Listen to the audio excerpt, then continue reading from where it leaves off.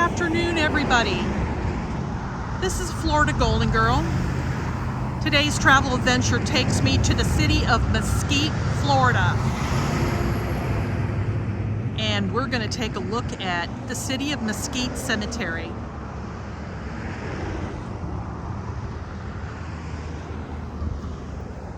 So this is another one of those interesting cemeteries that's on either side of the road. This cemetery name was provided to me by one of the funeral directors from Monteverde. If you remember in a previous video, I mentioned when I was vlogging the town that after I did the filming of the Monteverde cemetery, that I ran into a funeral director, and he gave me a little bit of history on the cemetery in Monteverde, and he mentioned this as another local cemetery that I could go and check out. So this is Mascotte is kind of on the other side of Groveland, Florida. Groveland is a town that I visited before. They've got some great antique and thrift stores, and so this is one where it's a medium-sized cemetery. And but the interesting thing is it's on either side of the road, so it's one of those that you had to really pay close attention to, or you would have drove right by it. So this was established in 1925. Most of the people here are just people that have lived in the nearby area. It's not one where the burials have to deal with specific requirements. The funeral director did say anybody can pretty much be buried here. So that's an interesting one you never know about. So he's a World War I vet. He died in 1977. So it looks like it's a mixture of old and new.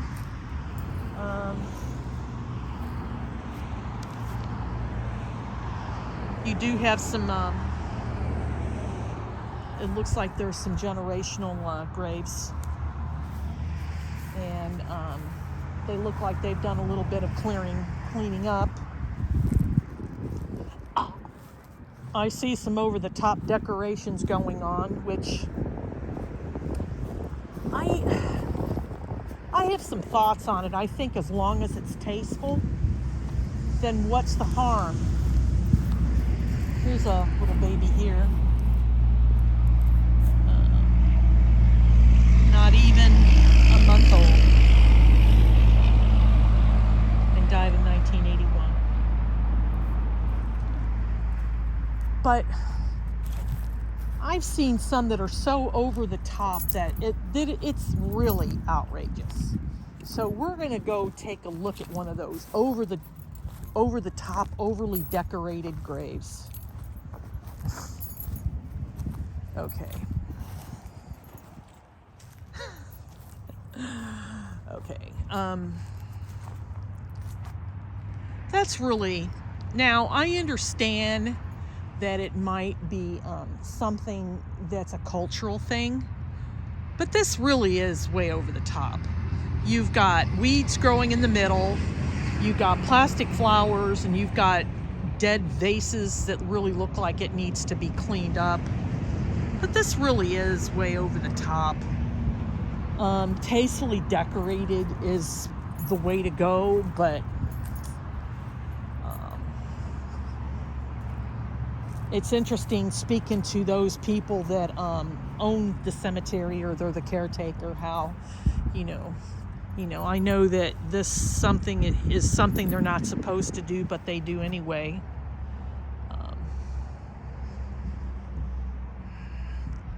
Again, if it's tastefully done, I don't see the point. But see, this is another one of those over the top decorations. It's crazy. I mean, it's all plastic, and that's too much. But unless the cemetery has rules and regulations and holds everybody accountable. See, people are going to do what they want to do, and I don't know if this is such one of those that's really super over the top that people just do what they want. But here's one of your ornate decorated graves where you got the vases, and then you got all the wind chimes, and you got all of that going on. And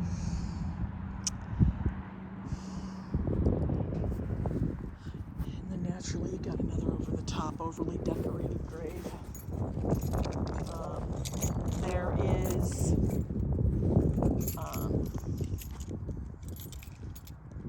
dumpsters provided for the people if they want to clean up the grave, but that looks to be empty. You've got decorations still left over from Christmas that have not been taken down. But it looks like it's a mixture of old and new, and there is no Confederate graves here or any of the like. You have the visitation bench, and then you've got the overly decorated grave with dead roses on it, and then you got another one that's overly decorated.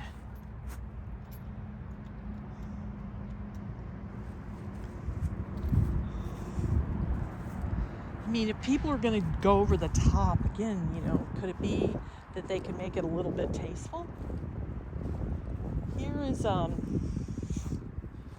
Here's another example of an elaborately looking grave with a dead tree. And when I went to one cemetery, it was outside, it was in Maitland. They were like real hardcore on that. Where they're like, look, it needs to be tasteful. They said because the people go out there and decorate and everything, they never come back and they never maintain it. And that's their problem. They see people wanting to build these fences and stuff like that you see, and they're like, they go in there and they have to physically tear that down. Because they said that's not cemetery standards. When I went to visit that particular cemetery, they never put there's no listed rules or anything like that. So people are going to do what they want to do. I mean, but they technically, that's interesting. It's not Christmas anymore, folks, and yet they're out there really ornately decorating it. Here's Jordan. She's still alive, and he died in 2010. See, look at that. Broken statues, dead everything.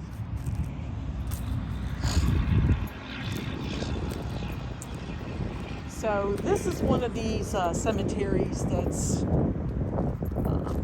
locally maintained, but I don't think they're really strict on anything. It's a shame that they don't enforce the standards or the rules or anything like that. So now we're going to go to the other side of the road and see what's over here.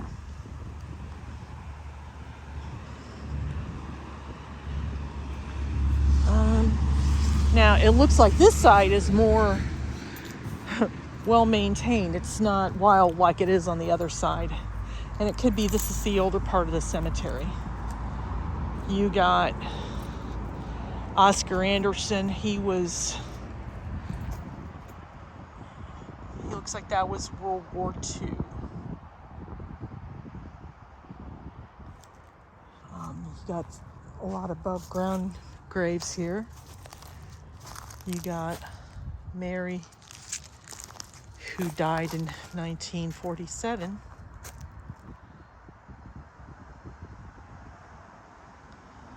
And then you've got generational graves right there, Merritt, all of those right there belong to one family. And I'm trying to see if there's really any older graves. I haven't really...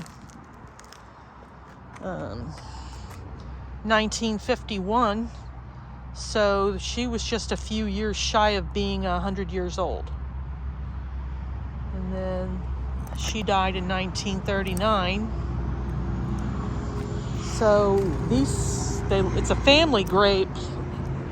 So 1935, 1945, and 1967. So these look like this is the older side here. And it looks more,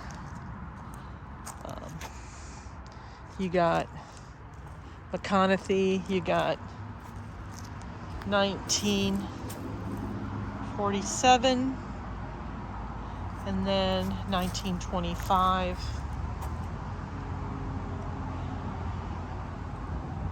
And then you got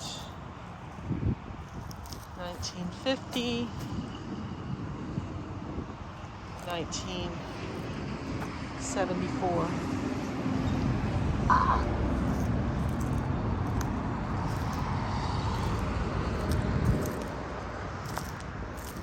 So you actually do have a Confederate grave here. This is Private John Watkins with 10th Florida Regiment, Confederate States of America. He died in 1933. So there is one Confederate soldier buried here. Let's see if there's any more. So 1962.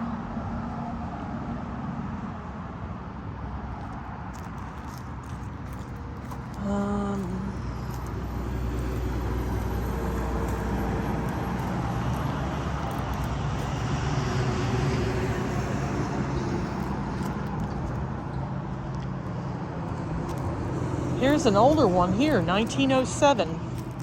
So Charles, son of Edward and Mary Thomas, and he was 7 years old when he died.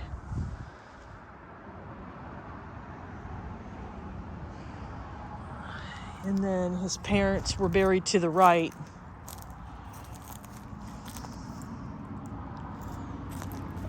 So Sally, from 1801 to 1895, 1861 to 1895.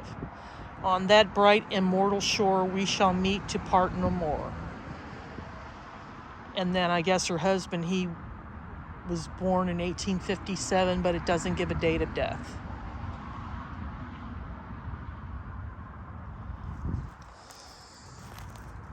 So this side of the road is the older. So this looks like this is a handmade one right here. Almeda Cook, born in 1892 and died in 1964. And then I guess this is the husband. So he was 58 years old when he died. And then here's another one here where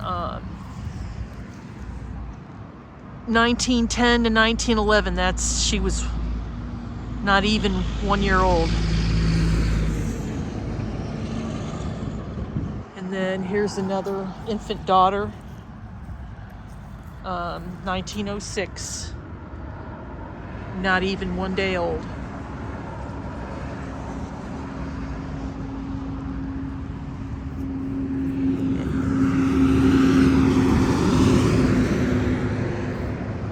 So you got some Sloanes here, family. So 1860 to 1928. And the another above ground, that looks like time's really worn out. This is died over 100 years ago. And he died in 1921.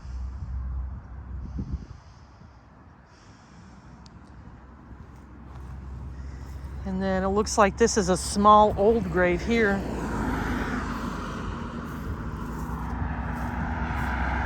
That marker's so old and worn that you can't even tell. You can't even tell. Well, traffic is flowing today. But I mean, that's the road. So, I mean, there's just some things beyond my editorial control. But just to kind of give you a little bit of a view. So I'm on Elizabeth Avenue. And so that's the main road. And so on one side is the cemetery, the newer section, and then the older section's over here. The older section is not decorated, so it could be that there's nobody that is alive to maintain the graves. There's no descendants or anything, or if they have family members, they may have just moved away. But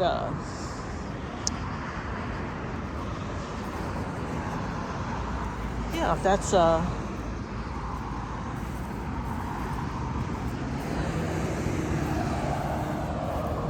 surely a little time on earth she spent till God for her his angel sent. So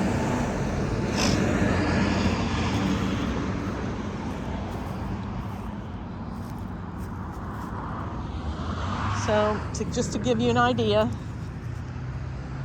location-wise, older section, newer section, and it's on both sides of the road. There's no border, there's no fence, there's no gate, there's no, because it's residential roads right down there.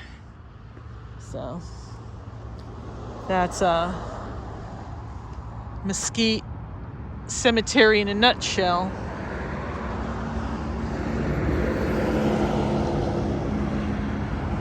It is a cloudy day. It's cold outside. And yeah. I hope everybody had a good day today. Enjoy. Get out there and enjoy life, folks. So that's going to do it for today's video. I hope you enjoyed our travel adventure through the Mascotte Cemetery and its over-the-top decorated graves. Oh, Lord, the things you see. I'm the only one here today, so that's kind of nice. Tell a neighbor or tell a friend. Click that notification bell that lets you know when a new video will be uploaded.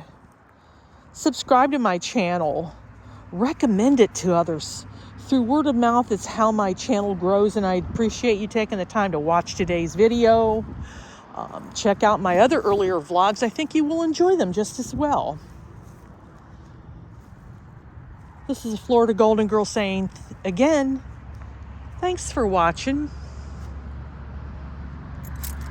And so long for now.